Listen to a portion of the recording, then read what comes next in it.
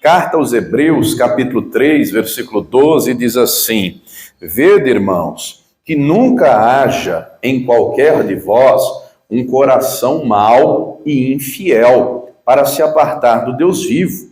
Antes, exortai-vos uns aos outros todos os dias, durante o tempo que se chama hoje, para que nenhum de vós se endureça pelo engano do pecado. Somente até aqui.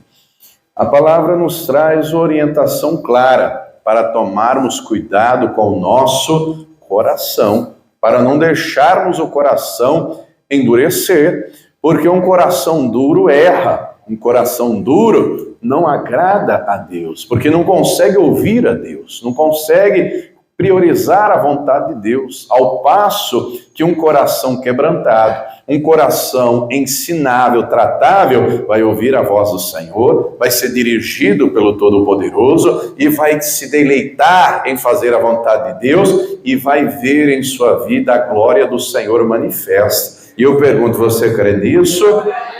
Você crê que Deus tem maravilhas a realizar na sua vida? Você crê que Ele vai falar conosco? Então eu vou ler mais uma vez o versículo 12, você repete após mim. Vamos lá. Vede, irmãos, que nunca haja em qualquer de vós um coração mau e infiel para se apartar do Deus vivo. Você crê que o Senhor vai falar conosco? Por gentileza, coloque sua Bíblia sobre o teu assento. Vamos dar para o Senhor e para a sua palavra. A melhor salva de palmas que você já viu. Feche os seus olhos, aplaudindo, vai glorificando. Senhor, nosso Deus e Pai, Deus bendito, santo, amado e todo-poderoso. Meu Deus, a tua igreja te aplaude e te glorifica. Abra os céus agora e receba o louvor da tua igreja. E por essa mesma abertura, está derramando a tua graça, a tua bênção, a tua virtude e o teu poder. Ninguém veio aqui ouvir o homem falar, o homem não tem nada a dizer. Todos vamos ouvir a tua voz, a tua palavra. Tome agora os lábios do pregador, a boca do mensageiro, que a diminuição cresça, remova toda barreira, todo obstáculo e envia a tua palavra com poder e autoridade. E que a tua palavra agora vá e produza o resultado para a qual está sendo enviada, em nome do Senhor Jesus. Diga amém, Senhor. Tome o teu assento, por gentileza, pode se assentar, mas preste muita atenção, não se distraia. Se você trouxe papel e caneta, tome nota do que vai ouvir e aprender, amém? Muito bem. No livro de Provérbios, capítulo 4, versículo 23, encontramos uma orientação clara, que de tudo aquilo que devemos guardar o coração, porque é do coração que procede as saídas da vida, é no coração que estão as intenções, as motivações, os desejos, né? Devemos então guardar o coração. O salmista, compreendendo, né, essa realidade, ele vai dizer no Salmo 119:11, escondi a tua palavra no meu coração para eu não pecar contra ti. Aprendeu desde cedo a guardar a palavra. Querido, o diabo vai querer roubar a palavra do nosso coração. Ele vai fazer de todos os meios para que isso aconteça. Ele é o maligno e nele não há bem algum. Pelo contrário, só há mal. O Senhor Jesus certa vez conta a parábola do semeador e ele diz que o semeador saiu a semear e uma parte da semente cai à beira do caminho e vem as aves do céu e comem. E quando os discípulos vão perguntar o que queria dizer aquela parábola, a parábola era uma metáfora, uma história que sempre trazia uma realidade, uma verdade espiritual. E aí Jesus vai dizer, a vocês é dado conhecer os mistérios do reino. A semente que caiu à beira do caminho e as aves vieram, é aquela pessoa que ouve a palavra e não entendendo, vem Satanás e rouba a palavra que foi semeada. Isso é o que está lá em Mateus 13. Mas se você ler Lucas capítulo 8, versículo 11, que traz o mesmo texto, Lucas traz um outro detalhe, dizendo assim, o diabo rouba a palavra para que não sejam salvas crendo. Então a palavra está escrito, né, que a fé vem pelo ouvir e ouvir a palavra. Quem crê e for batizado será salvo. Mas se a palavra é roubada, como é que a pessoa vai crer? Se ela deixou o diabo roubar, como ela será salva? O diabo, então, faz de tudo para endurecer o coração das pessoas. E nós encontramos gente na Escritura que recebeu promessas de Deus, gente que viu o sobrenatural acontecer, mas pela dureza do coração não alcançou as promessas. Vá comigo no Salmo 95, e é com essa perspectiva que o escritor aos Hebreus traz essa orientação de termos cuidado com o coração. Salmo 95, abra aí comigo. Eu vou ler a partir do versículo de número 7, que diz assim: porque Ele é o nosso Deus, e nós, povo do seu pasto e ovelhas da sua mão. Se hoje ouvirdes a sua voz, não endureçais o coração como em Meribá, e como no dia da tentação no deserto, quando vossos pais me tentaram, provaram-me e viram a minha boa obra. 40 anos estive desgostado com esta geração e disse: é um povo que erra de coração e não tem conhecimento dos meus caminhos. Se você quiser anotar aí, né, está falando aqui do episódio, está narrado em Números capítulo 13 e capítulo 14. Quando eles saem do Egito, eles já tinham visto o que Deus já tinha feito. As 10 pragas sobre os egípcios, nenhuma praga sobre eles. Eles veem o Mar Vermelho se abrir. Eles veem Deus operar de maneira sobrenatural, coluna de fogo de dia, coluna de nuvem de dia, coluna de fogo à noite. Mas, mesmo assim, quando eles chegam lá no deserto, Deus vai dizer: Moisés, envia um representante de cada tribo lá na terra prometida. Fala para eles andarem pela terra, verem tudo, os vales, as montanhas, as planícies, trazerem um relatório completo. Eles passam lá 40 dias, eles olham tudo, percorrem toda a terra. Depois de 40 dias retornam. Você consegue imaginar um cacho de uva carregado por 2 homens com uma vara atravessada assim? Um cacho gigantesco, que as uvas é do mesmo tamanho que a gente tem aqui. Hoje você vai no supermercado ou onde for, você compra um cacho de uva, você segura assim, não dá um palmo, né? Lá, até hoje, os cachos de uva têm centenas e centenas de uva. Deus já está dando ali uma amostra grátis. Deus já estava dizendo: olha o que eu tenho preparado para vocês. Todos os 12 vão dizer: a terra é boa, a terra mana leite e mel.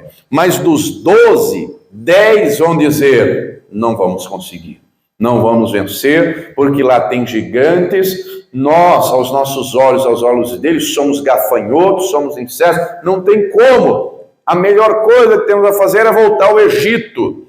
Só que 2, o Josué e o Caleb, ficam indignados com aquela fala. Eles rasgam as vestes, eles dizem: de jeito nenhum, nós vamos vencer, nós vamos possuir. Se Deus se agradar de nós vamos vencer. Saiu deles o amparo. Mas aqueles 10 inflamam todo o povo.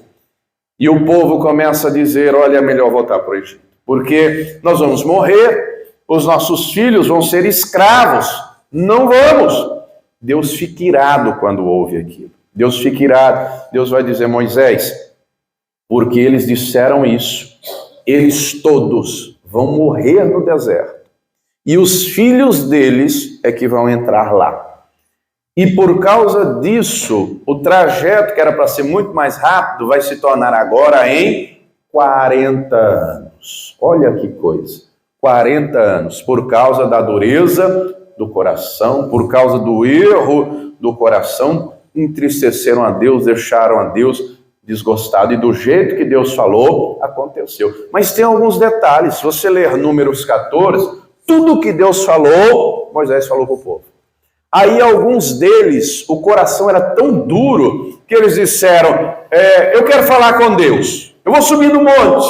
Moisés disse: não vão, Deus não vai falar com vocês. Eles disseram: vai. Subiram no monte alguns. Deus não falou nada. Deus ainda permitiu os inimigos virem e os matarem, aqueles que subiram. Olha só que coisa. Querido, Deus tem promessas gloriosas para nós. Mas primeiro Deus trabalha, aqui dentro do nosso coração. O Senhor Jesus disse, vai comigo em Marcos capítulo 7. Olha o que o Senhor Jesus disse aqui e nós temos que tomar cuidado. Marcos capítulo 7. Versículo 21. Porque do interior do coração dos homens saem os maus pensamentos, os adultérios, as prostituições, os homicídios, os furtos, a avareza, as maldades, o engano, a dissolução, a inveja, a blasfêmia, a soberba, a loucura. Todos esses males procedem de dentro e contaminam o homem. Quanta coisa, não? Logo, nós temos que ter cuidado com o nosso coração. Temos que ter cuidado para não cair no engano do pecado. Temos que ter cuidado para não endurecer o coração. O que é a dureza de coração? É a resistência a ouvir a voz de Deus, em obedecer os seus mandamentos. É a falta de compaixão, é a insistência em sempre ter razão. Quais são as consequências disso? Afeta diretamente o relacionamento com Deus, porque não ouve mais a Deus, impede de aprender, impede de crescer. Quem está entendendo até aqui, diga glória a Deus. E leva cada vez a um nível maior de pecado. Como diz o salmista no Salmo 19, um abismo chama outro abismo. E a gente tem vários exemplos na Bíblia, como o Saul, primeiro rei, ungido pelo Senhor, cheio do Espírito Santo, começou bem, só que dali a pouco o coração dele, ao invés de se manter reto na presença de Deus, começou a desviar. Encontramos no tempo de Jesus os fariseus, várias vezes, se você ler, por exemplo, quando Jesus cura o homem da mão mirrada, quando ele cura a mulher das costas encurvadas, tudo isso foi em dia de sábado, dentro da sinagoga.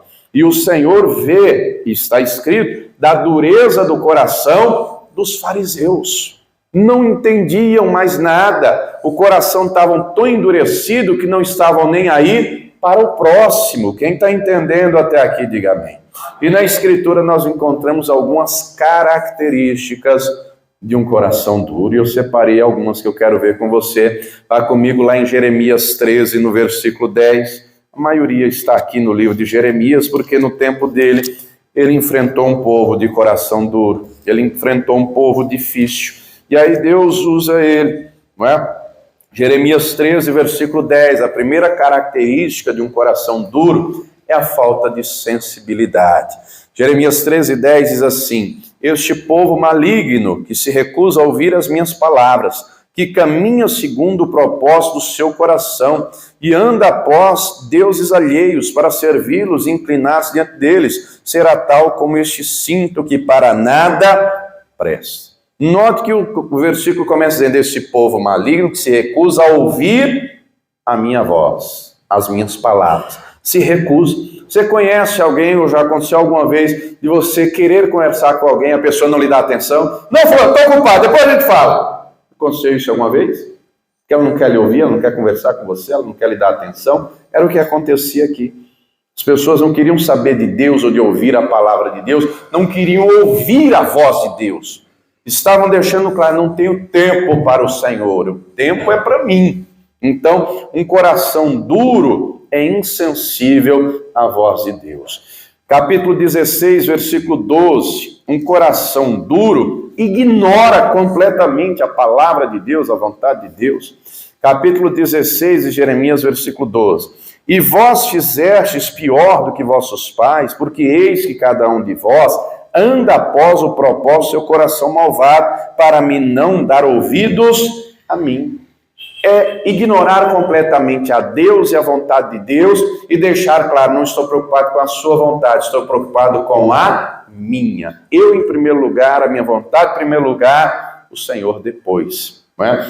Um coração duro é um coração arrogante. Capítulo 18, versículo 12, diz assim: mas eles dizem, não há esperança, porque após as nossas imaginações andaremos, e fará cada um, segundo o propósito, seu coração malvado. Olha só, um coração duro é um coração arrogante, é um coração que não quer saber de Deus. Após as nossas imaginações, querido, do nosso jeito não dá certo, não, mas do jeito de Deus dá certo. Liga para a pessoa que está do teu lado: do jeito de Deus vai dar certo na tua vida, viu? Do jeito de Deus vai dar certo. Creia nele, confia nele, obedeça a palavra dele, porque do jeito dele vai dar certo. Porque ele, liga para a pessoa que está do teu lado, o maior interessado em te abençoar é Deus. É Deus. Agora eu tenho que entender isso. Um coração endurecido não entende isso. Um coração endurecido quer saber, não, tem que ser do meu jeito. Eu acho não presta. Eu acho não serve. Eu acho para Deus não dá certo. Eu acho nesse sentido aqui só vai levar a um mau caminho, porque o coração está endurecido. Capítulo 23, versículo 17. Leia aí comigo mais uma característica de um coração endurecido. Já falamos da falta de sensibilidade, já falamos da ignorância, ignora Deus, é um coração arrogante, é um coração orgulhoso, é um coração teimoso. Capítulo 23, versículo 17. Dizem continuamente aos que me desprezam, o Senhor disse, paz tereis. E a qualquer que anda segundo o propósito do seu coração, dizem, não virá mal nenhum sobre... Só para você entender o contexto aqui da época, essa turma aqui tinha deixado a Deus completamente. Tinha apostatado da fé, não cria mais no Deus de Israel, acreditava em imagens de escultura, não priorizavam mais a palavra e a vontade de Deus, cada um fazia o que queria. Deus levanta Jeremias para dizer, virão consequências. Primeiro, Deus levanta Jeremias para alertar, se arrependam, busquem a Deus. Eles não dão ouvido, Deus manda profetas, eles não dão ouvido. E ainda vão dizer assim, não tem problema nenhum, Deus sempre dará paz. É um coração teimoso. Eles erravam e continuavam no erro. Você conhece gente que está errada e acha que está certa? Você conhece gente assim? No coração dela, ela acha que está certa, mas ela está errada. Ela é teimosa, ela não consegue ver que está errada, porque o coração dela está duro. Você está dizendo para ela, desse jeito está errado, desse jeito você se arrebenta, desse jeito está ruim, mas na cabeça dela está certo, é do meu jeito. E a teimosia pode virar obstinação. Isso é perigoso, não é? Lá em Zacarias 7:12, tem uma analogia comparando um coração duro como diamante, de tão duro. Vamos ler lá, Zacarias 7, versículo de número 12, nós temos que ter cuidado com o nosso coração. Zacarias capítulo 7, versículo de número 12, está escrito o seguinte, sim, fizeram o seu coração duro como diamante, para que não ouvissem a lei, nem as palavras que o Senhor dos Exércitos enviara pelo seu Espírito, mediante os profetas precedentes, de onde veio a grande ira do Senhor dos Exércitos. O Jeremias profetiza antes do cativeiro babilônico. O Zacarias profetiza depois.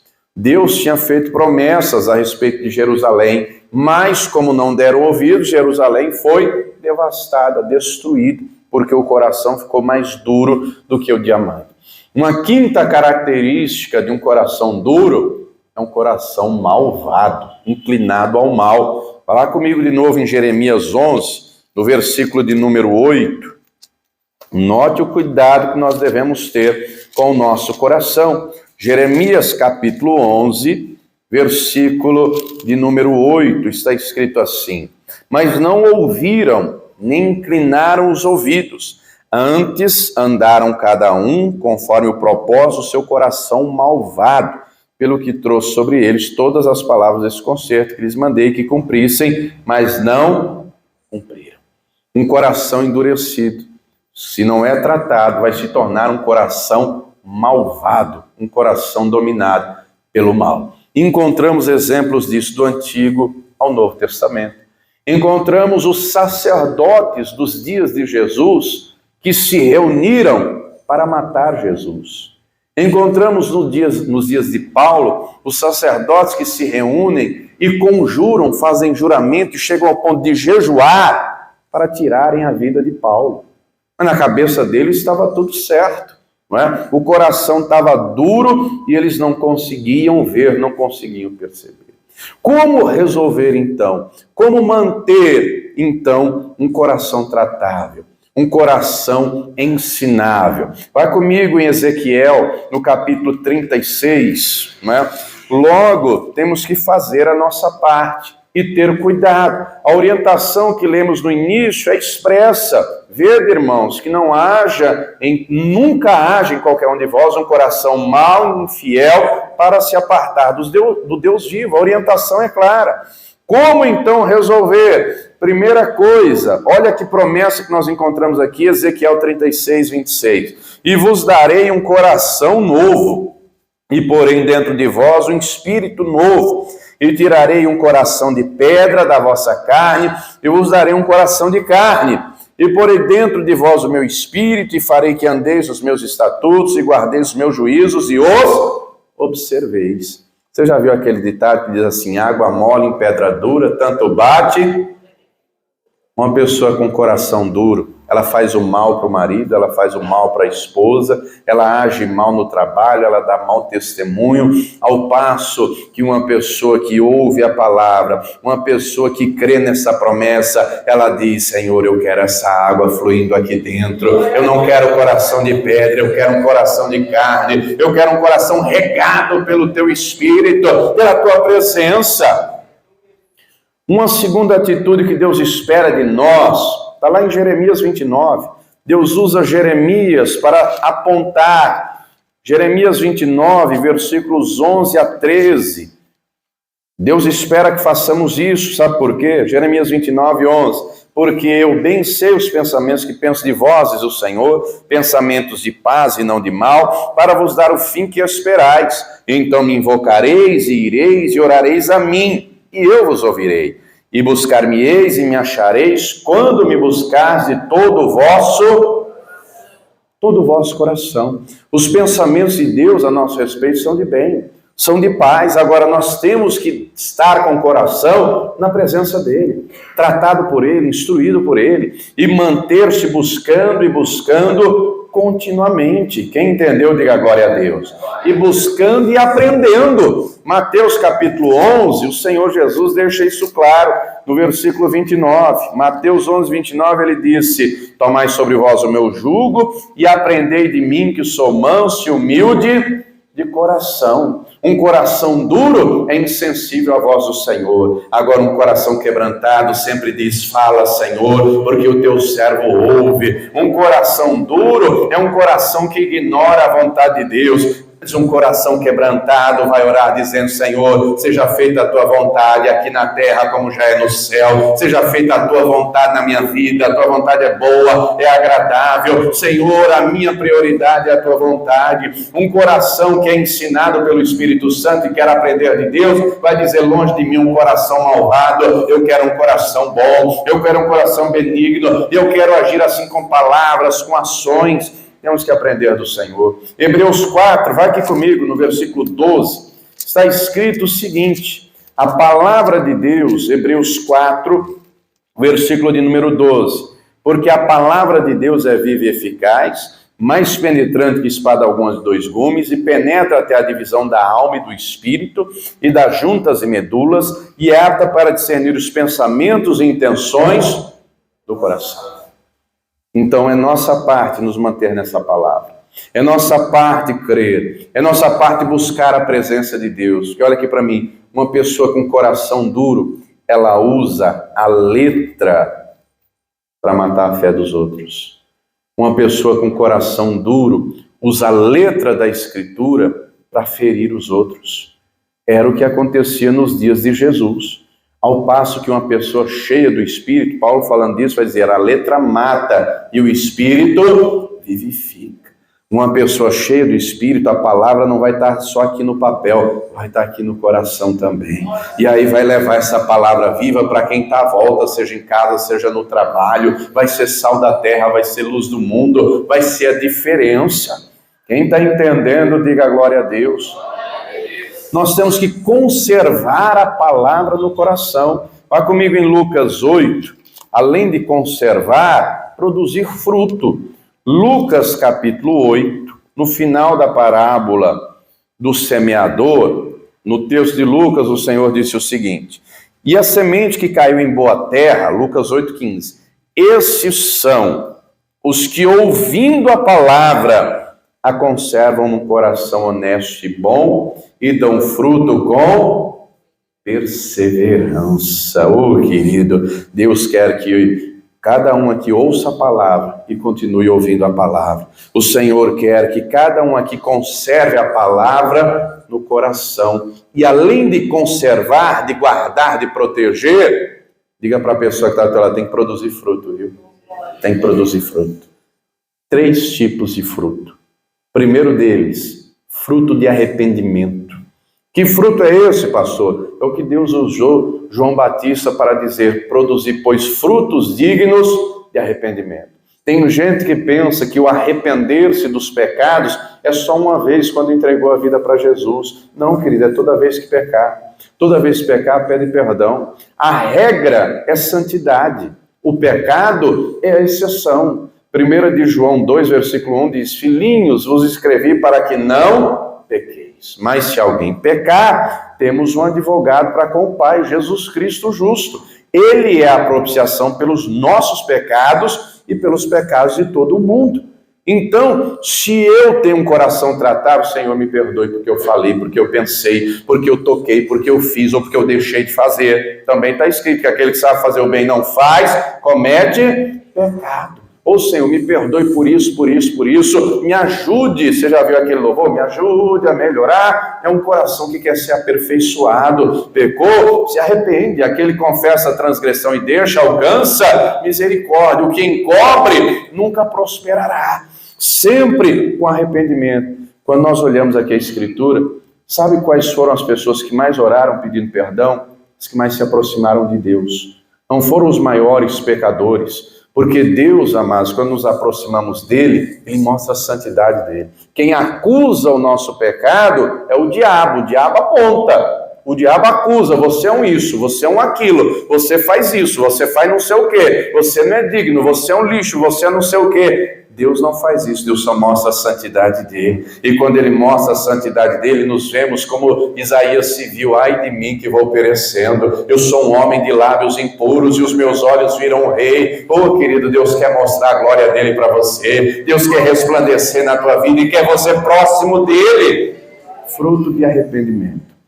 Fruto de arrependimento. Segundo fruto, o fruto do Espírito. O Espírito Santo trabalha aqui dentro para que a cada dia nos pareçamos mais com o Senhor Jesus. Gálatas 5:22. O fruto do Espírito é amor, alegria, paz, longanimidade, bondade, benignidade, fé, mansidão, domínio próprio. A cada dia nos tornamos amorosos. Nem todo mundo é amoroso. Você conhece gente amorosa? Olhe para você. Você é uma pessoa amorosa? Você é uma pessoa alegre? Você é uma pessoa pacífica, mansa, longânima, ou não tem mais pavio nenhum? Você é uma pessoa fiel a Deus e à palavra dele? Você tem domínio das suas ações, palavras? Ô pastor, já tem algumas dessas características, glória a Deus. Pastor, já está completo, os 9 gomos, glória a Deus. Pastor, ainda está faltando alguma coisa? O Espírito Santo quer trabalhar aí dentro, porque ele quer preparar o teu coração, porque ele tem coisas grandes para realizar na tua vida. Agora tem que querer também. E um terceiro tipo de fruto, note que é para todos. Terceiro tipo de fruto, está lá em João 15, eu quero ler com você. No versículo 16, o Senhor Jesus disse o seguinte: não me escolhestes vós a mim, mas eu vos escolhi a vós, vos nomeei para que vades e deis fruto, e o vosso fruto permaneça, a fim de que tudo quanto em meu nome perdides ao Pai, ele vos... Note que ele diz fruto que permanece. Ele está falando de pessoas. Querido, querida, quando o nosso coração é tratado, quando somos cheios do Espírito Santo, o nosso coração está alinhado com o coração de Deus. E através da minha e da tua vida, o nosso coração é revelado a quem está à nossa volta. O coração do Todo-Poderoso é mostrado e Deus quer o coração dele no teu coração. Deus quer a palavra dele na tua boca. Deus quer a presença dele na tua vida. Aí a tua boca vai destilar sabedoria. Aí a tua boca vai destilar essa palavra. Aí o teu coração vai estar cheio de fé. Ah, meu amado, aí pode vir a luta que vier, você não vai recuar. Pode vir a diversidade que vier, você não vai desistir. Quando as afrontas chegarem, você vai deixar, cara, eu sei quem tenho crido, o meu Deus está comigo, ele não me deixa só, eu faço o que lhe agrada e ele me dará vitória sobre todas essas lutas. Através da sua vida, outras pessoas serão salvas, através do seu testemunho. Diga para a pessoa que está ao teu lado, bom testemunho e não mau testemunho. Uma das maiores dificuldades no início da minha conversão era o mau testemunho da vizinhança que eu tinha. A turma ia para a igreja, só que só era crente na igreja. Na rua não era crente. Na igreja estava lá a turminha, todo mundo de paletó. Bonito, lindo. Só que na rua o negócio era feio. O linguajar era difícil. O comportamento não evidenciava um coração cheio do Espírito Santo. Evidenciava um coração duro. Um coração egoísta. E aí eu olhava e pensava, ir para a igreja para ser igual a esses aí? De jeito nenhum. Demorei algum tempo, mas chegou o dia que o Espírito Santo trabalhou aqui dentro e me chamou. E para a glória de Deus, isso já está em 20 anos e eu tenho sempre buscado para Ele continuar trabalhando, para não cair no engano, para não cair no engano do pecado, para não deixar endurecer. Tem situações, tem muitas. Tem mau exemplo? Tem muito, mas eu não olho para o outro, eu olho para mim. Quem está entendendo, diga glória a Deus. Antes de olhar o cisco no olho do outro, eu tenho que olhar para a trave do meu, porque se eu julgar, eu também serei julgado. Ao invés de ser um acusador, eu sou intercessor. Em vez de apontar, eu me coloco na brecha, conservo o coração. Querido, e as lutas vêm, é verdade, mas o Senhor está conosco, e Ele nos dá vitória, e o Senhor está com você. Se você entregar o coração para Ele, se prepare, porque as portas se abrirão, as bênçãos chegarão, e você glorificará o nome dEle. Alguém que entende isso é Davi, que vai dizer uma coisa: pedi ao Senhor e a buscarei. Que eu possa habitar todos os dias na minha vida na casa do Senhor, para contemplar a formosura do Senhor e aprender no seu tempo. No mesmo Salmo 27 ele diz: quando tu disseste, busca a minha face, o meu coração te disse a ti, a tua face, ao Senhor, eu buscarei. No Salmo 40 ele diz: eleito-me em fazer a tua vontade, ó Deus. A tua palavra está guardada no meu coração. Davi era homem segundo o coração de Deus. Ele não era perfeito. A Bíblia não esconde os pecados dele. Mas quando ele pecou, ele confessou, se arrependeu, e no Salmo 51 ele diz: cria em mim, ó Deus, um coração puro, renova em mim um espírito reto. Querido, ele enfrentou afrontas muitas, aflições muitas, angústias muitas, mas Deus deu vitória a ele sobre todas elas, e Deus vai te dar também, se o teu coração for inclinado para ele. Davi é um homem tão especial para Deus, que aquilo que Deus usa Davi para fazer representa de maneira clara o próprio Senhor Jesus. Ele consegue tomar Jebus e coloca nela o nome de Jerusalém. Jerusalém se torna a cidade do grande rei. Não é por acaso, está escrito em Apocalipse que Jesus é a geração de Davi. Está escrito que o Senhor tem preparado para nós a nova Jerusalém. Olha que coisa tremenda. O Senhor Jesus é o grande rei. Aquilo que Davi fez entrou no coração do Senhor. E aquilo que ele fez surtiu bênção para a descendência dele. Compreenda, se você tiver um coração na presença dele, saiba, ele vai fazer maravilhas na tua vida nessa terra. E ele já tem preparado para você a Jerusalém celestial. Não caia no engano do pecado, não deixe o teu coração endurecer, não deixe os problemas da vida te endurecer, não deixe o mundo te endurecer, não deixe o diabo te endurecer, mas deixe o Espírito Santo fluir no teu interior. Deixe ele te ensinar, deixe ele te guiar, deixe ele te dirigir, porque você vai ter um coração cheio da presença dele e será mais do que vencedor. O Senhor Jesus avisa que no tempo do fim, o coração de muitos, o amor de muitos iria esfriar. Ele não está falando de gente do mundo. João 16, 17, ele deixa claro que o mundo não conhece o Espírito Santo. O mundo não conhece o amor, não conhece a Deus. Ele está falando de gente da igreja. Quando Paulo diz, 2 Timóteo 3, final dos tempos haveriam tempos trabalhosos, ele descreve as pessoas, haveria gente egoísta, gananciosa, rebelde, desobediente, obstinada, soberba, tendo aparência de piedade. Ele não está falando de gente de fora da igreja, ele está falando de gente de dentro da igreja. E aí, queridos, antes de olhar para o A ou para o B, nós temos que olhar para nós e conservar o nosso coração. Hebreus 3, volta comigo quando começamos a mensagem. Hebreus capítulo 3, no versículo 12, a orientação é clara. Vede, irmãos, que nunca haja em qualquer de vós um coração mau. Tem gente com coração mau? Tem bastante, viu? Não sei se você conhece, eu conheço. Conheço irmãos de coração mau. Conheço obreiros com coração mau. Conheço até pastores. A nossa parte é interceder, não é? É interceder. Versículo 13. Antes, exortai-vos uns aos outros todos os dias, durante o tempo que se chama hoje, para que nenhum de vós se endureça pelo engano do pecado. Querido, o pecado ilude, o pecado maqueia. Lembre-se que o Senhor Jesus deixou claro, nem todo aquele que diz Senhor, Senhor entrará no reino dos céus, mas aquele que faz a vontade do Pai que está no céu. Aí o texto continua, porque nos tornamos participantes de Cristo se retivermos firmemente o princípio da nossa confiança até o fim. Até o último dia. Até o último dia é combatendo o bom combate. Até o último dia é batalhando pela fé. Até o último dia é mantendo o azeite na lâmpada, é mantendo o azeite aqui dentro, as vestes brancas. Até o último dia é acreditando: o Senhor está comigo, eu já sou mais do que vencedor. Quem entendeu, diga glória a Deus. Se coloque de pé, por gentileza. Se coloque de pé. Vivemos em dias de muita gente que o coração só está aqui nessa terra. Olha aqui para mim. Paulo falando a Timóteo, aliás, 1 Coríntios vai dizer: se esperarmos em Deus somente nessa terra, somos os mais miseráveis de todo mundo. Deus tem vitória para nós? Claro que tem. Mas diga comigo, o alvo é o céu.